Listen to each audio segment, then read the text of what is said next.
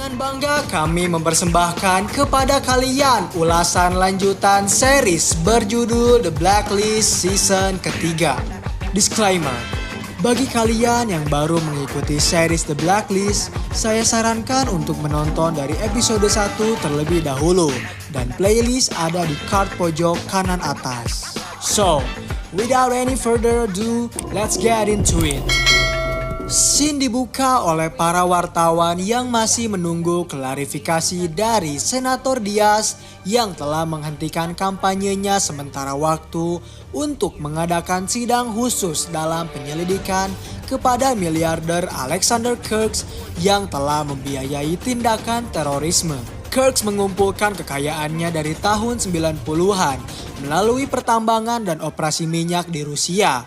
Tetapi sekarang ia sedang bermasalah dengan Moskow setelah serangkaian penggerbekan bermotif politik kepada perusahaan Kirks oleh pihak berwenang Rusia. Kirks melarikan diri dari negaranya dan jarang terlihat di depan umum dalam beberapa tahun terakhir. Lalu tak lama kemudian, Senator Diaz pun muncul di hadapan publik. Ia menyatakan diri bahwa dirinya akan menghentikan kampanye sementara setelah diduga Kirks mendanai aksi terorisme, pembelian minyak kepada kelompok jihad radikal, serta mengirim teror ke Amerika Serikat. Padahal saat itu, Kirks beserta para penasehatnya sedang berunding terkait apa yang harus Kirks lakukan menanggapi pernyataan dari Senator Diaz terhadapnya. Menurut salah satu penasehat Kirks, ia telah melanggar hukum UU Federal Pemilu. Namun Kirks marah karena ia telah menyewa perusahaannya untuk menangani hal itu. Dan kini ia ingin membiarkan Diaz mengetahui jika dirinya takkan datang di persidangan tersebut. Ketika Kirks berhenti berbicara, para penasehatnya melihat darah bercucuran di area salah satu tangan kiri Kirks. Tetapi Kirks tak memperdulikannya. Setelah memberi pernyataan di hadapan para awak media, Diaz lantas langsung menghampiri Reddington di dalam mobil untuk memberitahu bahwa ia telah melakukan apa yang Reddington inginkan dan telah menuduh Kirks atas perbuatan yang tak pernah ia lakukan.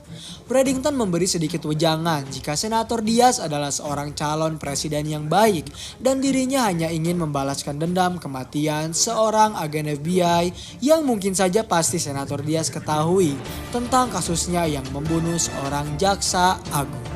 Dan inilah kesimpulan dari Alexander Kirks, blacklister nomor 14 yang terdaftar dalam daftar hitam milik Reddington. Permainan secara resmi telah dimulai. Stadler yang merupakan anak buah dari Kirks saat itu kedatangan seorang agen bayaran. Ia bersama Kirks telah menyewanya untuk menculik Agnes dan juga membunuh Tom Keane. Stadler juga memberi foto serta informasi detail lebih lengkap terkait identitas mereka berdua. Sementara itu, Reddington memberi ucapan terima kasih kepada Kaplan karena telah mau mengurusi jasad dari Keane dan mengurusi Agnes. Tak lama kemudian, Tom datang untuk bertanya kelanjutan kasus dari Kirks yang kini sedang mereka buru. Reddington menjawab bahwa Kirks masih dalam kendali, ia belum mau mengeluarkan kepalanya. Karena Tom ingin terlibat dalam semua ini, ia meminta kepada Reddington untuk menjelaskan lebih lanjut tentang rencananya. Akhirnya Reddington membawa kasus ini ke lokasi hitam. Ia menjelaskan jika Senator Diaz telah setuju untuk menekan Alexander Kirks untuk datang ke Amerika.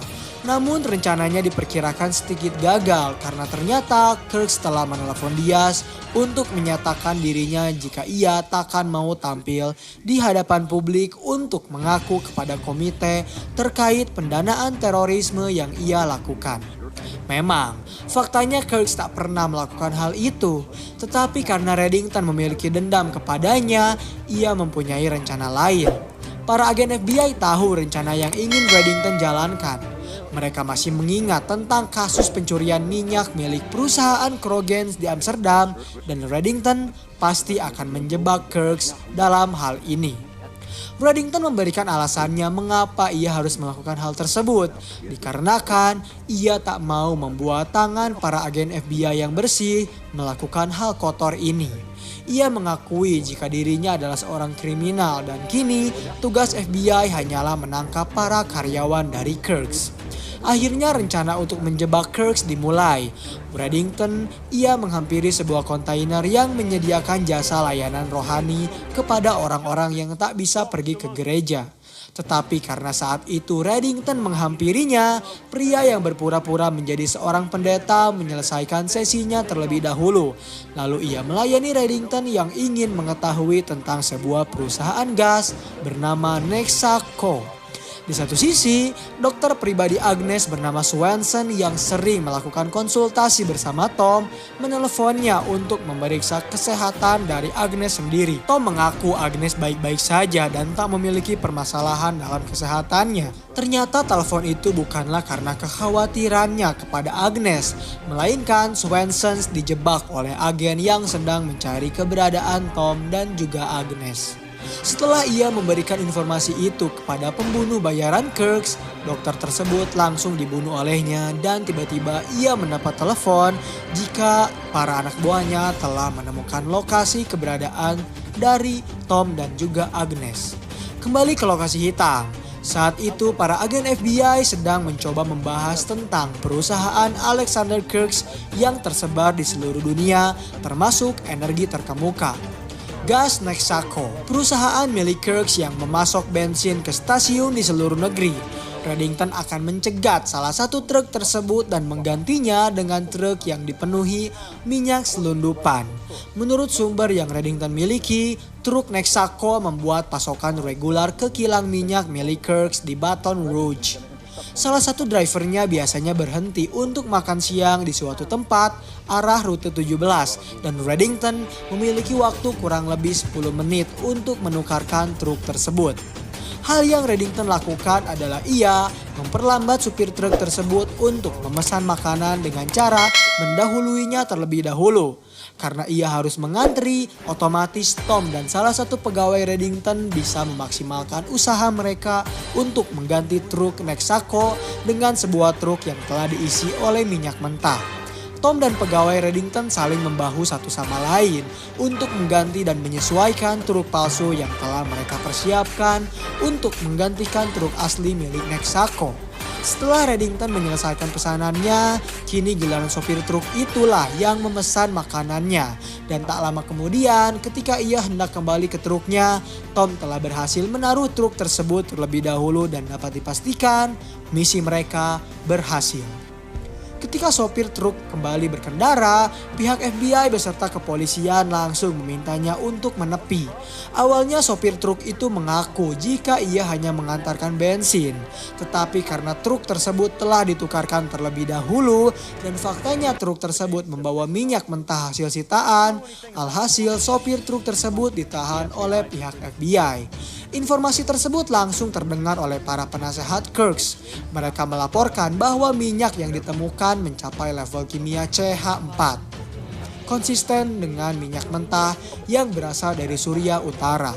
Situasi semakin buruk ketika ternyata truk tersebut pergi menuju kilang minyak yang dimiliki oleh Kirk. Para penasehatnya meminta Kirk untuk kembali memikirkan keputusannya karena apabila ia ditemukan mendanai teroris, maka pemerintah Amerika akan membekukan seluruh asetnya yang berada di sana dan tentunya salah satu aset paling penting yang dimiliki oleh Kirk. Akhirnya Kirk menyuruh penasehatnya untuk menelpon senator. Di lokasi hitam, Ara memberitahu Ressler dan Samar jika rencana mereka berhasil untuk membuat Kirk keluar dari tempat persembunyiannya. Sementara di dalam kantor Cooper, Reddington ingin mengucap salam perpisahan kepadanya karena ia merasa jika setelah kematian dari Elizabeth Keene, semua hal berubah. Waktu mereka bersama-sama telah berakhir dan tak ada lagi yang bisa ia berikan kepada mereka sehingga Reddington hanya ingin menitipkan pesan kepada setiap agen yang pernah bekerja sama dengannya. Reddington juga merasa kehadiran dari Kirk telah membuat semuanya berubah dan ia telah berjanji kepada dirinya sendiri untuk membalaskan dendam kematian Keene dengan cara membunuh Kirk. Lalu ia memberi sedikit pesan kepada para agen terutama Cooper yang harus lebih membuka hatinya kepada Charlene. Dan ia juga meminta kepada Cooper untuk menjodohkan Aram dengan seorang wanita.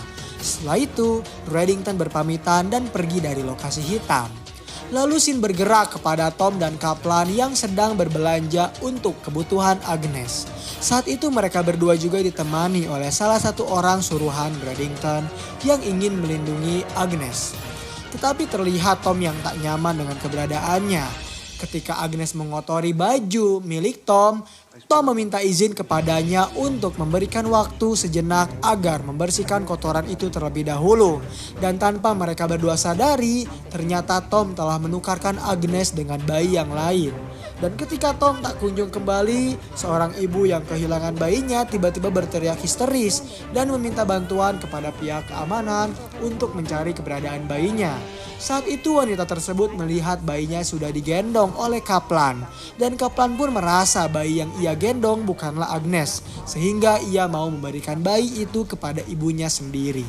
Disitulah mereka berdua baru tersadar bahwa ternyata Tom telah menjebak mereka karena Tom tiba-tiba menghilang bersama Agnes. Dari kejauhan, terlihat orang sewaan Kirk untuk menculik Agnes sedang memantau situasi.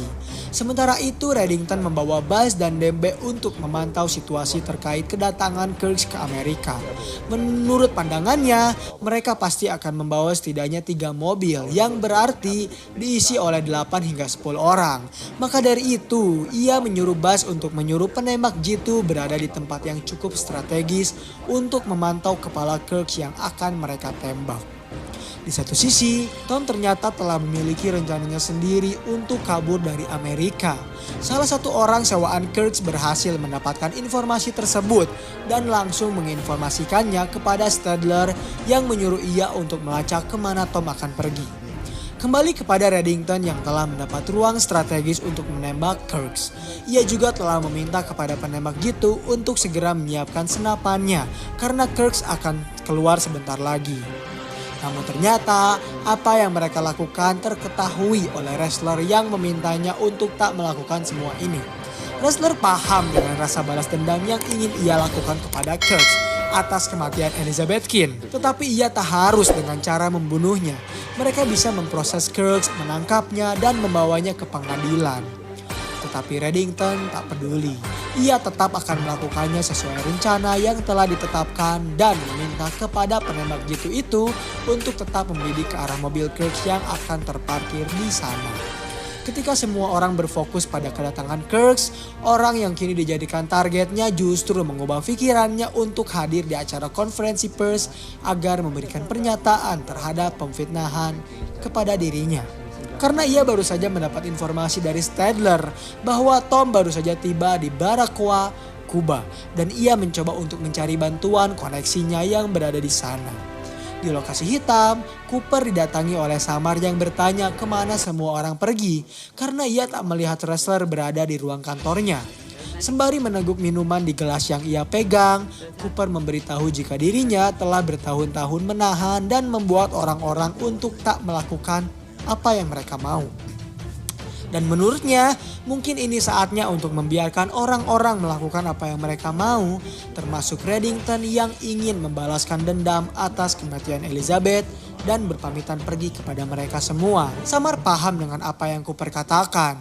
Ia juga menyatakan dirinya takkan pernah menyesal pernah bergabung bersama Satgas ini dan menjadi suatu kehormatan pernah membunuh orang-orang atas nama keadilan. Kembali kepada Reddington yang masih berpegang teguh pada rencananya. Karena tak mau semua ini terjadi, wrestler memutuskan untuk menodongkan senjata kepada penembak jitu Reddington agar mau melepaskan tangannya dari pelatuk senapan tersebut. Ia tak segan untuk membunuhnya apabila Reddington tak mau menyuruhnya untuk segera pergi. Lalu tiba-tiba Dembe memberi informasi kepada Reddington jika Kaplan diduga telah membantu Tom pergi membawa Agnes. Karena keberadaan Agnes lebih penting baginya, Reddington menyuruh penembak jitu itu untuk segera mencari keberadaan dari Buzz dan berkoordinasi dengannya. Namun ternyata setelah penembak jitu itu pergi, Reddington justru mengambil alih senapan dan mencoba untuk membidik Kirk yang diduga masih berada di dalam mobil. Dianggap ancamannya main-main, kali ini wrestler memberanikan diri untuk menodongkan pistol kepada Reddington yang membuat Dembe langsung siap siaga untuk menodongkan kembali pistol kepada wrestler. Dengan tenang Reddington memberitahu jika Kirk telah mengambil semuanya dari mereka dan apakah wrestler akan membiarkan semua ini terjadi. wrestler diberi pilihan oleh Reddington. Apakah ia ingin melihat peluru berada di kepala Kirks atau kepalanya? Seketika wrestler terdiam dan tiba-tiba ia menurunkan pistolnya. Tetapi ketika rombongan Kirks telah tiba, Reddington yang sedang membidik tiba-tiba begitu terkejut ketika ternyata yang datang untuk melakukan klarifikasi bukanlah Kirks melainkan ajudannya. Lantas ia langsung menelpon Aram untuk meminta informasi terkait daftar penumpang pesawat yang Kirks gunakan.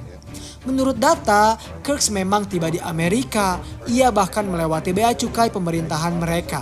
Namun entah mengapa, tiba-tiba pesawatnya kembali mengudara dan ditemukan mendarat di Bandara Abel Santa Maria, Kuba. Lalu Reddington menyuruhnya mencari sebuah pesawat pribadi yang terbang dan turun di Abel Santa Maria, Kuba hari ini. Menurut informasi yang Aram dapatkan, sebuah Hawkers dengan tipe 400 baru saja mendarat di sana dan ditumpangi oleh seorang pria yang membawa bayinya. Kemungkinan besar itu adalah Tom dan juga Agnes. Setelah mendapat informasi dari Aram terkait pemilik pesawat tersebut, Reddington langsung menghampirinya dan menghajarnya menggunakan stick golf. Lalu ia bertanya siapa yang memberi izin untuk Oman menerbangkan pesawatnya. Awalnya Oman mengira jika itu adalah Reddington karena dirinya tak pernah berani membuatnya marah. Tetapi ketika Oman memberitahu bahwa Kaplanlah yang mendatanginya dengan membawa dokumen atas nama Reddington, barulah ia menyadari ada sesuatu yang salah dengan semua ini. Akhirnya Reddington menghampiri kediaman Kaplan untuk menyatakan kekecewaannya karena Kaplan telah mengkhianatinya dan membohonginya karena telah menerbangkan Tom dan Agnes tanpa sepengetahuan dirinya. Kaplan mencoba untuk membela dirinya sendiri. Ia meminta maaf karena telah melakukan semua ini. Hal itu ia lakukan agar Reddington tak selalu berpikir bisa menjaga mereka berdua. Reddington menjelaskan rencana yang Kaplan lakukan. Kini Agnes dalam bahaya karena ia tahu di mana keberadaan Tom dan bahkan Kirks pun mengetahui keberadaan mereka. Mereka melacak Tom sehingga kini ia membutuhkan alamat keberadaan dari Tom dan Agnes di Kuba. Saat Kaplan berkata, tak hanya Agnes yang berada di sana, kita semua pasti akan terkejut karena ternyata Elizabeth Keane masih hidup. Kena prank YGY. Terlihat dengan mesra, Keane yang sangat merindukan kehadiran dari bayinya langsung meminta Tom agar membiarkan dirinya menggendong Agnes. Tom memberitahu bahwa mereka berhasil menjauhi Reddington dan kini mereka akan kembali menjalankan kehidupan sebagai keluarga yang normal tanpa harus dikejar oleh siapapun. Di perjalanan menuju Kuba, Kaplan mencoba menjelaskan apa yang sebenarnya terjadi. Saat itu di dalam mobil ketika menuju ICU, ia melihat Keane yang begitu ketakutan. Dan setelah Keane melahirkan, ini semua sudah bukan tentangnya, melainkan tentang sebuah keluarga.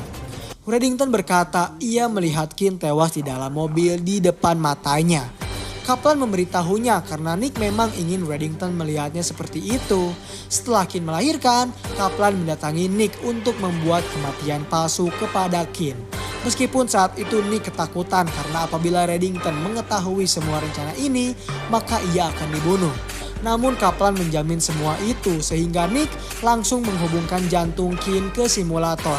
Dan ia membuat tanda vitalnya melakukan apapun yang diinginkan olehnya.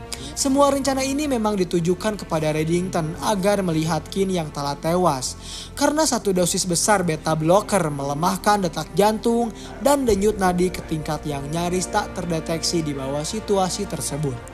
Terlebih keinginan Reddington yang tak ingin tubuhnya dibawa ke kamar mayat membuat semua rencana Kaplan terlihat lebih mudah. Ketika Kaplan telah menemukan jasad tubuh yang cocok untuk dimakamkan, ia langsung mengeluarkan tubuh asli Keane yang dibalut oleh penutup mayat, sehingga semua rencana berhasil secara sempurna.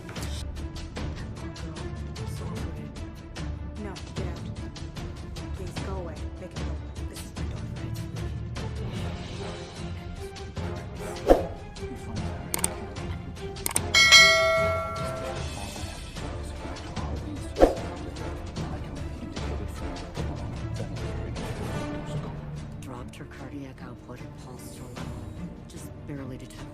I found a suitable body for the funeral. Need I continue? Tak ada kata yang bisa Reddington keluarkan saat ini karena ia begitu kecewa dengan Kaplan yang telah melakukan rencananya sesuka hati. Dan scene terakhir di episode kali ini memperlihatkan Tom yang merasa tak beres dengan kediaman baru keluarganya. Saat itu Kim telah menghilang dan ia melihat seorang pria yang berusaha untuk menculik Agnes.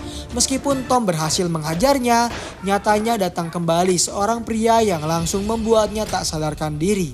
Sementara itu, Kim yang telah diculik terlebih dahulu didatangi oleh Kirks. Ia memperkenalkan dirinya terlebih dahulu, tetapi ia juga mengakui bahwa nama aslinya sebenarnya adalah Konstantin Rostov. Dan yang lebih membuat Kim terkejut adalah ketika Kirks mengaku bahwa dirinya adalah ayah kandung dari Masha Rostova. Dan episode terakhir di season 3 pun berakhir di sini. Terima kasih telah menonton video pembahasan series dari The Blacklist. Bagaimana tanggapan kalian?